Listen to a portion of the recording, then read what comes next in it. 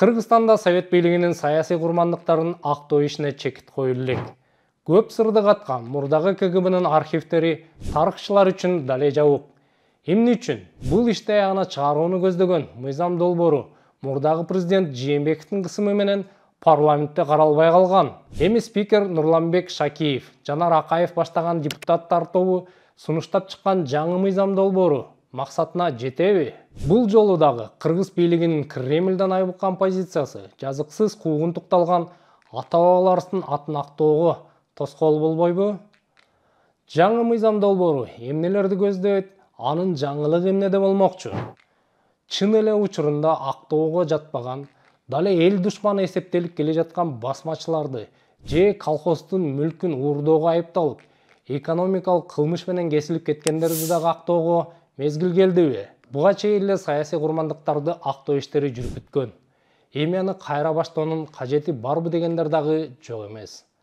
Репрессия курмандыктарын актоо кандай жүргөн? Азыр кандай көйгөйлөр бар? Ушунун баарын жөнөкөй тил менен чечмелеп беребиз. Атым Чоробек Садамбек. Видеобузду көрө бериңиз. Жакса лайк басыңыз, бөлүшүңүз, каттал элек болсоңуз каналыбызга катталып, кызыктуу видеолорду көрүп туруңуз. СССРде репрессия курмандыктарын актоо иши Сталин өлгөндөн кийин 1953-54 жылдары башталган. 1960 жылдары бул иш солгундап кетип, кийин кайра 1980 жылдардын аягында жандана баштаган. 1988 жылы СССР Жогорку Кеңешинин президиуму саясий 58-чи контрреволюциялык берене боюнча кесилгендерди актаган. НКВДга караган тройкалардын өзгөчө кеңешмелердин чечимдерин жокко чыгарган. Бирок ал жерде актоого жатпай тургандардын да тизмеси болгон. Ага мекендин чыккынчылары, киши өлтүргөндөр сыяктуу оор кылмышка айыпталгандар кирген эмес. Балдарына өзөк жалгатам деп айдоодон машак терип жүрүп кармалып, ууру катары соттолуп кеткендерди кандай кылабыз? Алар акталбай эле түбөлүк эле эл душманы боюнча кала бериши керекпи? Совет бийлигинин атынан бирөөнүн мүлкүн тартып алуу үчүн кишиге жалган айып жаап, каматып жиберүү ал кезде кеңири тараган көрүнүш болгон. Мен чоң атам Бақан Остук менен соттолгон экен. Согуштун мезгилинде. Согушка чейин Бақан Остук болгону бир гана нерсени айтып тура ал киши. Эй, быйыл суу катуу болот же түшүм жакшы болбой калды, элдин баары согушта жүрүп. Көбүрөөк чөптөрдү, жемдерди жыйнап алгыла. Кышында малдардын баары кырылып калат депчи. Мына уже заранее бул Бақан Остук кылып атат, антиидеологический жүрүп атат деп, аны түрмөгө каматкан 9 жыл. 9 жыл түрмөдө жүргөн баягы киши. Карагылачы, жөндөн жөн. Менин лично өзүмдүн чоң атам, менин атамдын атасы. Ошондуктан антисемитизм дегенде болот. Надо быть очень осторожным. Айтып атасың, жанагы антисемитизм дегенге осторожно болуш керек депчи. Мына ушундай жол менен эле чечип койгон. А болгону бир тууган тайкеси менен жээни отуруп алып качасып коюп турду.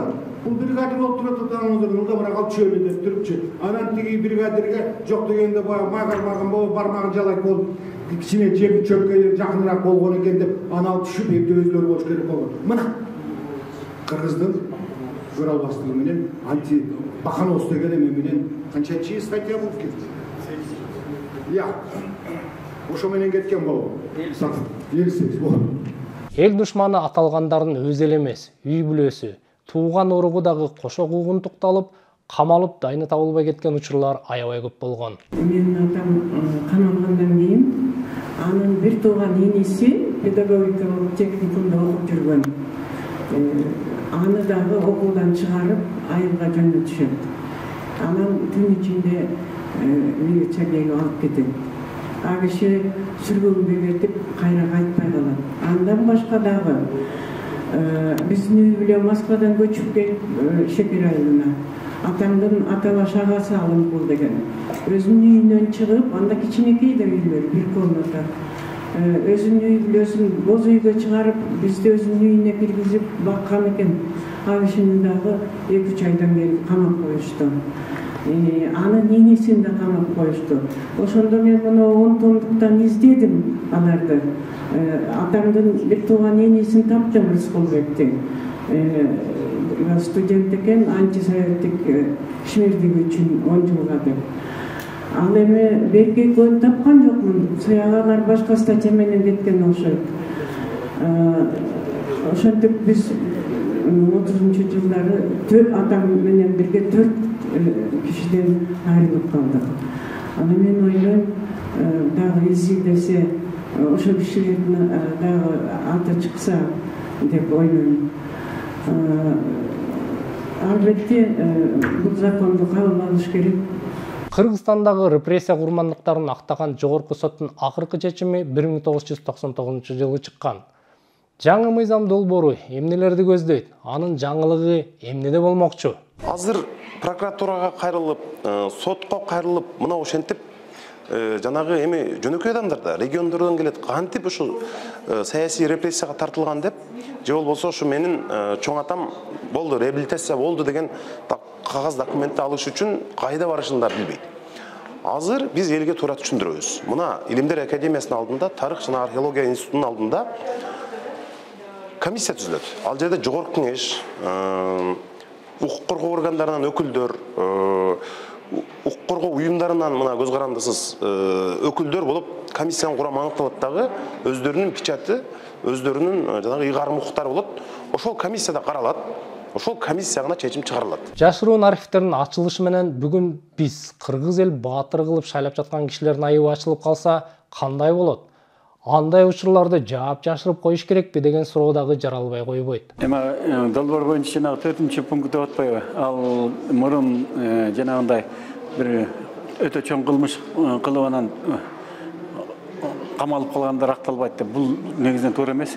Себебинде ошол мыйзам, ошол юридикалык факттын баары тең себеттик мыйзамдар менен соттолгон кишилерде.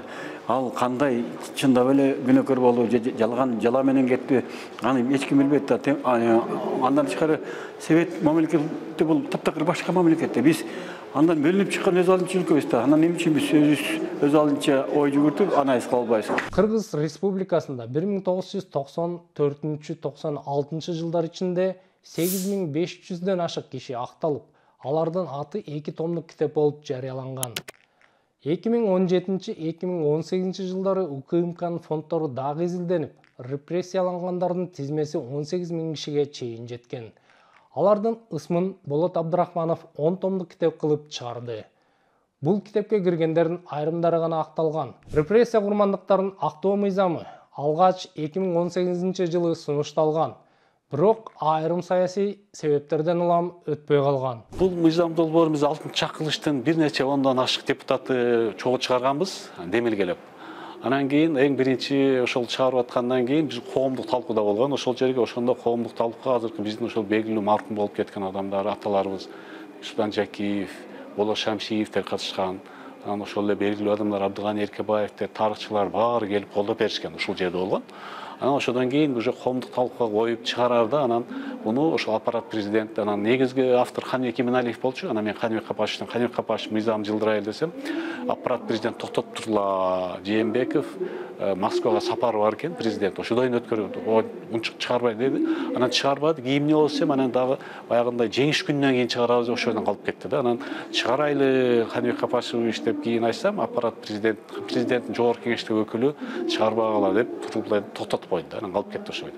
Азыр мыйзам долбоору кайрадан жогорку кеңеште. Мен айтып атам, кылдаттык менен жанагы жашыруун секретный материалдарды чыгар деп эч ким айткан жок. Мен деле КГБнын кызматкери жөнүндө КГБнын секреттерин эч качан эч ким ачпайт. Бирок жана саясий репрессия тиешелүү материалдарды ачсак, азыр дагы миңдеген Кыргызстандын жарандары өзүнүн туугандарын, чоң ата, тайталарын аттарын угат, көрөт.